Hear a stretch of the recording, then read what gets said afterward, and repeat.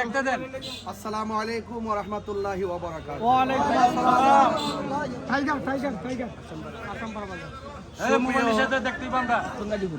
আসাম পাড়াবাসী, এক নং গাজীপুরবাসী, সোনারো ঘাটের একটি ঐতিহ্যবাহী বাজার হলো আসাম পাড়া বাজার। ঠিক না?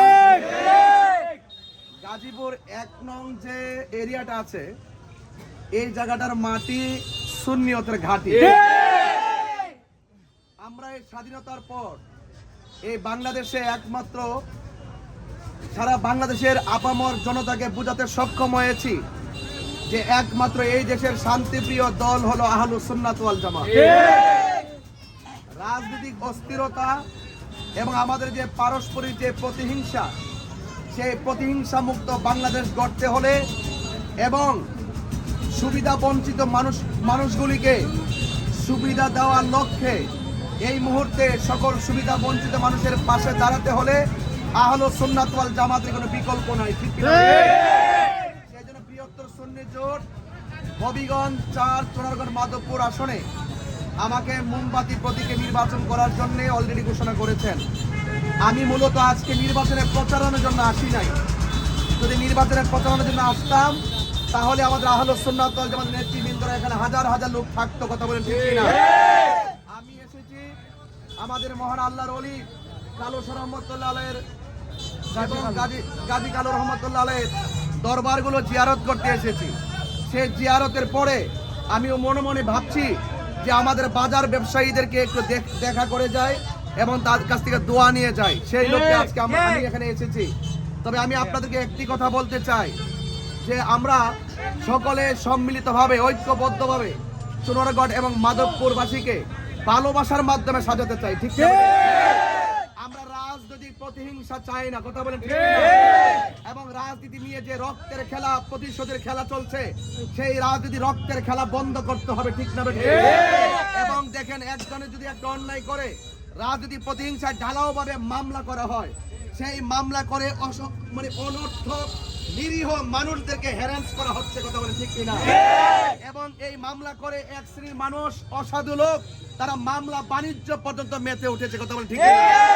মামলা বাণিজ্য বন্ধ করতে হবে এবং নিরীহ মানুষদেরকে অযথা হয়রানি বন্ধ করতে হবে এবং প্রকৃত অপরাধী যারা কবর থেকে লাশ তুলে আগুন ধরে পুড়িয়ে দেয়, যারা আল্লাহর ওলিদের মাজারকে ভাঙচুর করে এবং যারা এই মানুষের সুবিধা বঞ্চিত মানুষের পাশে না দাঁড়িয়ে তাদেরকে বিভিন্ন ভাবে ব্যবহার করে, যারা বিভিন্ন আশ্বাস দেয় কিন্তু তারা বিশ্বাসী হয়ে সমাজের মানুষের পাশে দাঁড়াতে পারে না।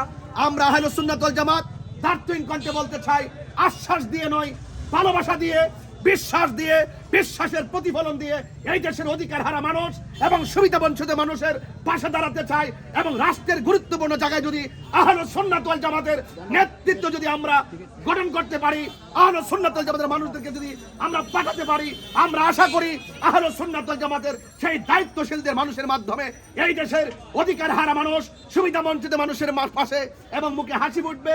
সেই হাসি ফোটানোর প্রত্যয় নিয়ে এবং চা বাগানের যে নিরীহ যে মানুষগুলো আছে, তাদের শ্রমিক যারা রয়েছেন, তাদেরকে বিভিন্ন সময় অনেক বড় বড় আশ্বাস দেওয়া হয় কিন্তু বারবার চা শ্রমিকদের বিশ্বাসকে ভেঙে দেওয়া হয়েছে। সেই বিশ্বাসকে আমরা প্রতিফলন ঘটাতে চাই, বিশ্বাসের মাধ্যমে চা শ্রমিকদের মুখে হাসি ফোটাতে চাই এবং আপনারা যারা এখানে এসেছেন আপনাদেরকে অনুরোধ করে বলবো, আপনারা সবাই পাশে থাকবেন। আমি মনে করি এই দেশে মুসলমান বাস করবে, এই দেশে খ্রিস্টান বাস করবে, এই দেশে হিন্দু বাস করবে, যার যার ধর্ম স্বাধীনভাবে পালন করবে, কেউ হস্তক্ষেপ করবে না। আমি আমার মুসলমান ভাইদেরকে সালাম জানাচ্ছি এবং হিন্দুদেরকে আদাব এবং আমার আশীর্বাদ ব্যক্ত করছি এবং আমি দেখেছি অনেক মা বোনরা ডানে বামে দাঁড়িয়ে গেছে। আমি মা বোনদেরকে আমার অন্তঃস্থল থেকে সালাম জানাচ্ছি। আমি আজকে মূলত এসেছিলাম মাজার জিয়ারত করতে।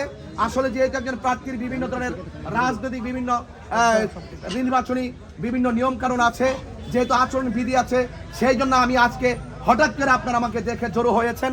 আপনাদের সেই স্বতঃস্ফূর্ত কাকতালীয় অংশগ্রহণকে আমার অন্তঃস্থল থেকে মোবারকবাদ নিয়ে আবারও বলতে চাই, এই দেশটা সবার, সকলে হাতে হাতে শান্তির মাধ্যমে, সম্প্রীতির মাধ্যমে এই দেশকে সাজাতে চাই।